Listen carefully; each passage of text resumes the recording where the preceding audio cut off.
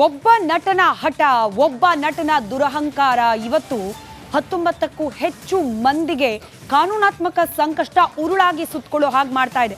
ಈ 19ನೇ ಮಂದಿ ಅಂತ ಹೇಳಿದ್ರೆ ನಟ ಚಿಕ್ಕಣ್ಣ, ಹಾಸ್ಯ ನಟ ಚಿಕ್ಕಣ್ಣ ಅವರಿಗೆ ಇದೀಗ ನೋಟಿಸ್ ಅನ್ನ ನೀಡಲಾಗಿದೆ. ಆರೋಪಿ ಅಲ್ಲ ಈ ಪ್ರಕರಣದಲ್ಲಿ, ಬಟ್ ಸ್ಟಿಲ್ ದರ್ಶನ್ ಅವರ ಜೊತೆಯಲ್ಲಿ ಕೊಲೆ ಹಾಗೆ ಅಪಹರಣ ನಡೆದ ಹಿಂದಿನ ದಿನ ಕಾಣಿಸ್ಕೊಂಡಿದ್ರು, ಪಾರ್ಟಿಯಲ್ಲಿ ಭಾಗಿಯಾಗಿದ್ರು. ಆ ಪಾರ್ಟಿಯಲ್ಲಿ ಇದ್ದಕ್ಕಿದ್ದ ಹಾಗೆ ಎದ್ದು ಹೋದ್ರು ಚಿಕ್ಕಣ್ಣ. ಎಲ್ಲ ವಿಚಾರಗಳಿಗೆ ಸಂಬಂಧಪಟ್ಟಂತೆ ಪಾರ್ಟಿಯಲ್ಲೇನಾದ್ರೂ ಮಾತುಕತೆ ನಡೆದಿತ್ತಾ ಅನ್ನೋದನ್ನ ತಿಳಿದುಕೊಳ್ಳುವ ಭಾಗವಾಗಿ ಚಿಕ್ಕಣ್ಣ ಅವರ ಮನೆಗೇನೆ ಹೋಗಿ ನೋಟಿಸ್ ನೀಡಿದ್ದಾರಂತೆ ಪೊಲೀಸರು. ಕಾಮಾಕ್ಷಿ ಪಾಳ್ಯ ಪೊಲೀಸರಿಂದ ನಟ ಚಿಕ್ಕಣ್ಣ ಅವರಿಗೆ ನೋಟಿಸ್ ಅನ್ನ ನೀಡಲಾಗಿದೆ. ವಿಚಾರಣೆಗೆ ಬಂದು ಹಾಜರಾಗಿ ಸ್ವಾಮಿ ಅಂತ ಹೇಳಿ RR ನಗರದಲ್ಲಿರುವ ಚಿಕ್ಕಣ್ಣ ಅವರ ಮನೆಗೇನೆ ಹೋಗಿ ನೋಟಿಸ್ ಅನ್ನ ನೀಡಿದ್ದಾರೆ ಕಾಮಾಕ್ಷಿ ಪಾಳ್ಯದ ಪೊಲೀಸರು. ಈಗ ಆಲ್ರೆಡಿ 18 ಜನ ಈ ಪ್ರಕರಣದಲ್ಲಿ ಪೊಲೀಸರ ವಶದಲ್ಲಿದ್ದಾರೆ, ಇನ್ಕ್ವೈರಿ ಫೇಸ್ ಮಾಡ್ತಿದ್ದಾರೆ. ಹೊರಗಿನವರು ಅಂದ್ರೆ ಈ ಅಟ್ಯಾಕ್ ನಡೆದ ದಿನ ಇಲ್ಲದವರು ಅಂತ ಹೇಳಿ ಯಾರನ್ನು ಕೂಡ ಈವರೆಗೆ ವಿಚಾರಣೆಗೆ ಒಳಪಡಿಸಿರಲಿಲ್ಲ. ಆದರೆ ಈಗ ಚಿಕ್ಕಣ್ಣ ಅವರಿಗೆ ನೋಟಿಸ್ ಅನ್ನ ನೀಡಲಾಗಿದೆ. ಬಂದು ವಿಚಾರಣೆಗೆ ಹಾಜರಾಗಿ ಅಂತ ಹೇಳಿ ನೋಟಿಸ್ನಲ್ಲಿ ತಿಳಿಸಲಾಗಿದೆ. ಇದರ ಡೀಟೇಲ್ಸ್ ನಮ್ಮ ಪ್ರತಿನಿಧಿ ಸುನಿಲ್ ಧರ್ಮಸ್ಥಳ ನೀಡ್ತಾ ಹೋಗ್ತಾರೆ. ಸುನಿಲ್, ಚಿಕ್ಕಣ್ಣ ಅವರಿಗೆ ನೋಟಿಸ್ ನೀಡಲಾಗಿದೆಯಂತೆ, ಯಾವಾಗ ಬರಬೇಕು ವಿಚಾರಣೆಗೆ ಅಂತ ಹೇಳಲಾಗಿದೆ, ಹಾಗೆ ಯಾವ ರೀತಿ ನಡೆಯುತ್ತೆ ಈ ವಿಚಾರಣೆ ಬೇಸಿಕಲಿ ಅಂತ?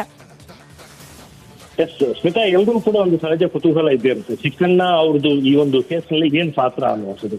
ಆಕ್ಚುಲಿ ಅಫೆನ್ಸ್ ಆಗಿದ್ದ ದಿನ ಅಂದ್ರೆ ರೇಣುಕಾ ಸ್ವಾಮಿಯನ್ನ ಕೊಲೆ ಮಾಡಿದ ದಿನ ಅವತ್ತು ಮಧ್ಯಾಹ್ನದ ಹೊತ್ತಿಗೆ ದರ್ಶನ್ ಅಂಡ್ ಟೀಮು RR ನಗರದಲ್ಲಿರುವಂತಹ ಸ್ಟೋನಿ ಬ್ರೂಕ್ಸ್ ಅನ್ನುವಂತಹ ಒಂದು ಪಬ್ ನಲ್ಲಿ ಪಾರ್ಟಿಯನ್ನ ಮಾಡ್ತಾ ಇದ್ರು. ಈ ಒಂದು ಪಾರ್ಟಿಯಲ್ಲಿ ನಟ ಚಿಕ್ಕಣ್ಣ ಅವರು ಕೂಡ ಭಾಗಿಯಾಗಿದ್ರು ಅನ್ನುವಂಥ ಒಂದು ಮಾಹಿತಿ.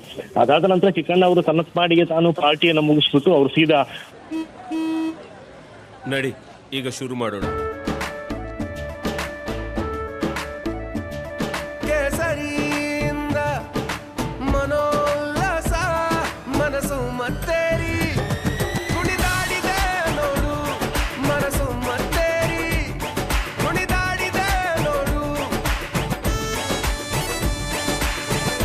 ಕ್ಷಣ ಕ್ಷಣವೂ ಆಚರಿಸಿ ಕೇಸರಿ ಹಬ್ಬ. ವಿಮಲ್, ಬಾಯಲ್ಲಿ ಹೇಳಿ ಕೇಸರಿ.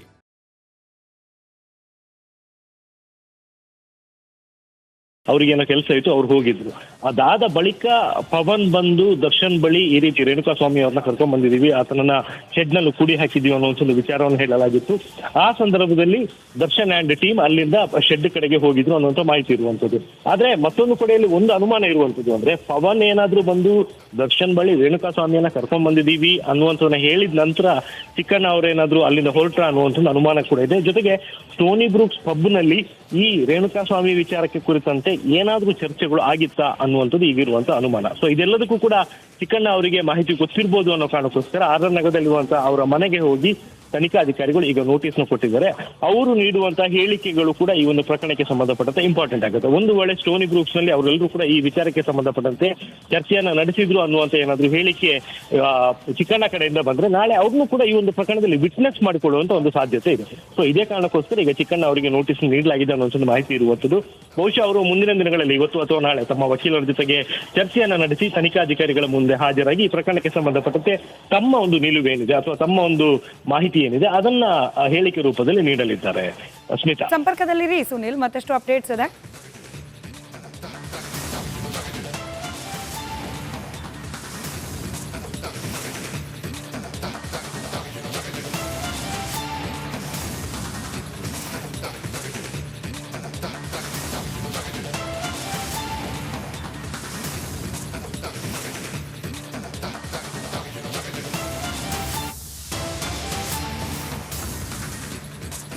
ದರ್ಶನ್ ಈ ಕೃತ್ಯ ನಡೆದಿದೆ ಎನ್ನಲಾದ ದಿನ ಧರಿಸಿದ್ದ ಬಟ್ಟೆ ಎಲ್ಲಿ ಸಿಕ್ತು ಗೊತ್ತಾ?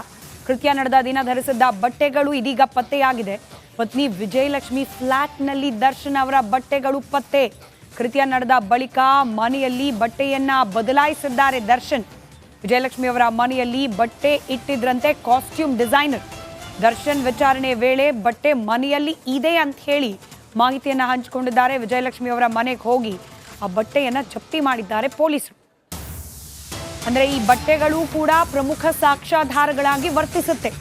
ಕೊಲೆ ಅತ್ಯಂತ ಭೀಕರವಾಗಿ ನಡೆದಿದೆ ಅನ್ನೋ ಮಾಹಿತಿ ಆಲ್ರೆಡಿ ಸಿಕ್ಕಿರೋದ್ರಿಂದಾಗಿ ಕೊಲೆಗೆ ಈಡಾದ ವ್ಯಕ್ತಿಯ ರಕ್ತದ ಗುರುತುಗಳು ಆರೋಪಿ ಸ್ಥಾನದಲ್ಲಿ ನಿಂತಿರುವ ದರ್ಶನ್ ಅವರ ಬಟ್ಟೆ ಮೇಲೆ ಬಿದ್ದಿರುವ ಸಾಧ್ಯತೆಗಳಿರುತ್ತೆ. ಇದೆಲ್ಲವೂ ಕೂಡ ಕೋರ್ಟ್ ಮುಂದೆ ಎವಿಡೆನ್ಸ್ ಆಗಿ ಪ್ರೊಡ್ಯೂಸ್ ಮಾಡುವ ಸಾಧ್ಯತೆಗಳಿರುತ್ತೆ. ಹೀಗಾಗಿ ದರ್ಶನ್ ಅವರು ಆ ದಿನ ಧರಿಸಿದ್ರು ಎನ್ನಲಾದ ಬಟ್ಟೆಯನ್ನ ಪತ್ನಿ ವಿಜಯಲಕ್ಷ್ಮಿ ಅವರ ಮನೆಯಲ್ಲಿ ಕಾಸ್ಟ್ಯೂಮ್ ಡಿಸೈನರ್ ಇಟ್ಟಿದ್ರಂತೆ. ಅದನ್ನ ಇದೀಗ ಜಪ್ತಿ ಮಾಡಿದ್ದಾರೆ ಪೊಲೀಸರು. ಮತ್ತಷ್ಟು ಡೀಟೇಲ್ಸ್ ನಮ್ಮ ಪ್ರತಿನಿಧಿ ಸುನಿಲ್ ನೀಡ್ತಾ ಹೋಗ್ತಾರೆ. ದೂರವಾಣಿ ಸಂಪರ್ಕದಲ್ಲಿದ್ದಾರೆ. ಸುನಿಲ್, ಎಷ್ಟು ಇಂಪಾರ್ಟೆಂಟ್ ಆಗುತ್ತೆ ಈ ಬಟ್ಟೆ ಇತ್ಯಾದಿ ಎವಿಡೆನ್ಸ್ ದೃಷ್ಟಿಯಲ್ಲಿ ಎಷ್ಟರ ಮಟ್ಟಿಗೆ ಸ್ಥಾನಮಾನ ಇರುತ್ತೆ ಇದಕ್ಕೆಲ್ಲ ಕೋರ್ಟ್ನಲ್ಲಿ ಪ್ರೊಡ್ಯೂಸ್ ಮಾಡೋ ಹೊತ್ತಿಗೆ ಅಂತ? ಸ್ಮಿತಾ, ಪ್ರಕರಣಕ್ಕೆ ಸಂಬಂಧಪಟ್ಟಂತೆ ಆಕ್ಚುಲಿ ಇದು ಬಹು ಮುಖ್ಯವಾದಂತಹ ಒಂದು ಸಾಕ್ಷಿ ಆಗತ್ತೆ. ಏನಕ್ಕೆ ಅಂದ್ರೆ ಕೃತ್ಯ ನಡೆದಂತಹ ದಿನ ದರ್ಶನ್ ಮತ್ತು ಇತರ ಆರೋಪಿಗಳು ಸೇರಿ ರೇಣುಕಾಸ್ವಾಮಿ ಮೇಲೆ ಹಲ್ಲೆಯನ್ನು ನಡೆಸಿದ್ರು. ಆ ಸಂದರ್ಭದಲ್ಲಿ ಆ ರೇಣುಕಾಸ್ವಾಮಿಯ ರಕ್ತ ಕೂಡ ಇವರ ಬಟ್ಟೆಗಳ ಮೇಲೆ ಅಂಟಿಕೊಂಡಿತ್ತು. ನಾಳೆ ದಿನ ಕೋರ್ಟ್ನಲ್ಲಿ ಇದು ಯಾವ ರೀತಿ ಪ್ರೂವ್ ಆಗುತ್ತೆ ಅಂದ್ರೆ ಕೃತ್ಯ ನಡೆದಂತ ಸಂದರ್ಭದಲ್ಲಿ ದರ್ಶನ್ ಹಲ್ಲೆಯನ್ನ ನಡೆಸಿದ್ದಾನೆ ಅನ್ನುವಂಥದ್ದನ್ನ ಪ್ರೂವ್ ಆಗೋದಕ್ಕೆ ಈ ರಕ್ತದ ಕಲೆಗಳಿದ್ದಂತಹ ಬಟ್ಟೆಗಳ ಸ್ಯಾಂಪಲ್ ಮ್ಯಾಚ್ ಆಗತ್ತಲ್ಲ, ಅದರ ರಿಪೋರ್ಟ್ ಇದ್ರೆ ಸಾಕಾಗತ್ತೆ. ಏನಕ್ಕೆಂದ್ರೆ ಪೊಲೀಸ್ ಅವರು ಈಗ ಏನ್ ಮಾಡ್ತಾರೆ ಅಂತ ಹೇಳಿದ್ರೆ, ಒಂದು ಕಡೆಯಲ್ಲಿ ರೇಣುಕಾಸ್ವಾಮಿಯ ರಕ್ತದ ಮಾದರಿಯನ್ನ ಸಂಗ್ರಹ ಮಾಡ್ಕೊಂಡಿರುವಂತದನ್ನ SSL ಗೆ ಆಲ್ರೆಡಿ ಕಳಿಸಿದ್ದಾರೆ. ಈಗ ದರ್ಶನ್ ಬಳಿ ಸಿಕ್ಕಿರುವಂತಹ ಬಟ್ಟೆ ಮೇಲಿರುವಂತಹ ರಕ್ತದ ಸ್ಯಾಂಪಲ್ ಮತ್ತು ರೇಣುಕಾಸ್ವಾಮಿಯ ರಕ್ತದ ಸ್ಯಾಂಪಲ್ ಎರಡೂ ಕೂಡ ಮ್ಯಾಚ್ ಆಯಿತು ಅನ್ನುವಂತ ಒಂದು ರಿಪೋರ್ಟ್ ಬಂದ್ರೆ ಆ ರಿಪೋರ್ಟ್ ಪ್ರಮುಖವಾದಂತ ಒಂದು ಸಾಕ್ಷಿ ಆಗುತ್ತೆ. ಹಾಗಾಗಿ ಈ ಬಟ್ಟೆಗೋಸ್ಕರ ಸಾಕಷ್ಟು ಹುಡುಕಾಟವನ್ನ ನಡೆಸ್ತಾ ಇದ್ರು. ಇದು ಕೇವಲ ದರ್ಶನ್ ಬಟ್ಟೆಗಳಿಗೋಸ್ಕರ ಮಾತ್ರ ಅಲ್ಲ, ಕೃತ್ಯದಲ್ಲಿ ಭಾಗಿಯಾಗಿರುವಂತಹ ಎಲ್ಲಾ ಆರೋಪಿಗಳಿಗೆ ಸಂಬಂಧಪಟ್ಟಂತ ಬಟ್ಟೆ ಇರ್ಬೋದು ಅಥವಾ ಬೇರೆ ಯಾವುದೇ ಥಿಂಗ್ಸ್ ಗಳಲ್ಲಿ ಈ ರೀತಿಯ ಸಾಕ್ಷ್ಯಗಳಿರುತ್ತೆ, ಅವೆಲ್ಲವನ್ನು ಕೂಡ ಕಲೆ ಹಾಕಿ ಈಗಾಗಲೇ ತನಿಖಾಧಿಕಾರಿಗಳು ತಮ್ಮ ಒಂದು ತನಿಖೆಯಲ್ಲಿ ಸೇರಿಸ್ಕೊಂಡಿದ್ದಾರೆ ಅನ್ನೋದು ಮಾಹಿತಿ ಇರುತ್ತೆ. ಅಂಡ್ ಇಂಟ್ರೆಸ್ಟಿಂಗ್ ವಿಚಾರ ಅಂತ ಹೇಳಿದ್ರು, ದರ್ಶನಿಗೆ ತಾನು ಅವತ್ತು ಕೃತ್ಯ ನಡೆದ ಬಳಿಕ ಬಟ್ಟೆಯನ್ನ ಮನೆಯಲ್ಲಿ ಇಟ್ಟು ಹೋಗಿರುವಂತದ್ದು ಅಷ್ಟೇ ಗೊತ್ತಿತ್ತು. ಅದಾದ ನಂತರ ಕಾಸ್ಟ್ಯೂಮ್ ಡಿಸೈನರ್ ಬಂದಿದ್ದ ವ್ಯಕ್ತಿ ಆತ ಆ ಒಂದು ಬಟ್ಟೆಯನ್ನ ವಿಜಯಲಕ್ಷ್ಮಿ ಅವರ ಮನೆಗೆ ತಗೊಂಡು ಹೋಗಿ ಇಟ್ಟಿದ್ದ. ಅದು ಯಾವ ಕಾರಣಕ್ಕೋಸ್ಕರ ಅನ್ನುವಂಥದ್ದು ದರ್ಶನ್ ಕೂಡ ಗೊತ್ತಿರಲಿಲ್ಲ. ಈವನ್ ಇನ್ಫ್ಯಾಕ್ಟ್ ಮಹಜರಿಗೆ ಕರ್ಕೊಂಡು ಹೋಗಿದ್ದಂತ ಟೈಮ್ನಲ್ಲೂ ಕೂಡ ದರ್ಶನ್ ಇಂಥದೇ ಕಡೆ ಮನೆಯಲ್ಲಿ ಬಟ್ಟೆ ಇದೆ ಅನ್ನುವಂತ ಹೇಳಿದ್ದ. ನಂತರ ಕಾಸ್ಟ್ಯೂಮ್ ಡಿಸೈನರ್ನ ವಿಚಾರಿಸಿದಂತ ಟೈಮಲ್ಲಿ ಗೊತ್ತಾಗಿದ್ದು ಇಲ್ಲ, ಅದು ವಿಜಯಲಕ್ಷ್ಮಿ ಅವರ ಮನೆಯಲ್ಲಿ ಇದೆ ಅನ್ನುವಂಥದ್ದು. ಕೊನೆಗೆ ಅಲ್ಲಿಗೆ ತೆರಳಿದಂತಹ ಪೊಲೀಸರ ತಂಡ ಸುಮಾರು 20 ನಿಮಿಷಗಳ ಕಾಲ ಅಲ್ಲಿದ್ದು ಈ ಬಟ್ಟೆಯನ್ನ ಜಪ್ತಿ ಮಾಡಿಕೊಂಡು ಮಹಜರ ಪ್ರಕ್ರಿಯೆಯನ್ನು ಮುಗಿಸ್ಕೊಂಡು ಬಂದಿದ್ದಾರೆ ಅನ್ನುವಂಥದ್ದು ಪೊಲೀಸ್ ಮೂಲಗಳಿಂದ ಸಿಕ್ಕಿರುವಂತಹ ಒಂದು ಮಾಹಿತಿ. ಸ್ಮಿತಾ, ರೈಟ್, ಧನ್ಯವಾದ ಸುನಿಲ್ ಮಾಹಿತಿಗಾಗಿ.